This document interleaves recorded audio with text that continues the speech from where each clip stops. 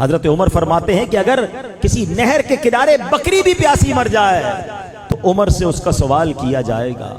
حضرت عمر فاروق اعظم رضی اللہ تعالیٰ عنہ کی جو سیرت ہے وہ ساری دنیا کے جو حکمران ہیں ان کے لیے درس ہے کہ جو اپنی رعایا کا ایسے خیال رکھا کرتے تھے۔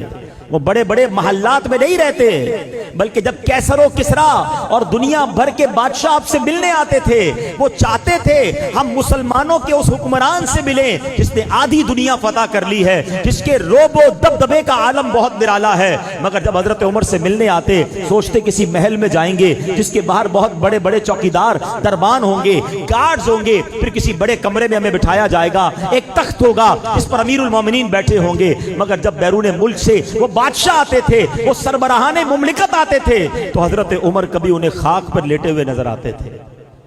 لوگوں نے کہا کہ امیر المومنین کہاں ہیں؟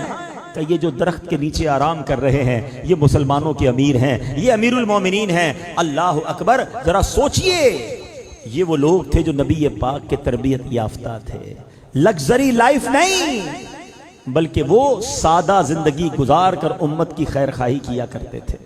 آپ کو فاروق اعظم کہا جاتا ہے۔ فاروق پتہ ہے کس کو کہتے ہیں؟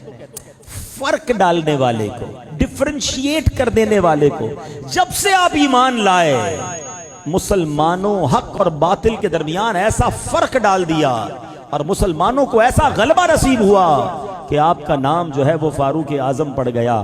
امیر المومنین سب سے پہلے دنیا میں اگر کسی کو کہا گیا نا تو وہ حضرت عمر فاروق کو کہا گیا، کیونکہ حضرت ابوبکر صدیق رضی اللہ تعالیٰ عنہ کو خلیفۃ الرسول اللہ کہا جاتا تھا، ٹھیک ہے؟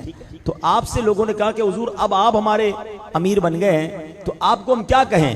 تو آپ نے کہا اگر مجھے خلیفۃ الرسول اللہ تو مجھے نہیں کہہ سکتے کیونکہ میں تو حضرت ابوبکر کا خلیفہ ہوں، تو پھر خلیفۃ الرسول اللہ کہنا پڑے گا تو بہت بڑا ہو جائے گا۔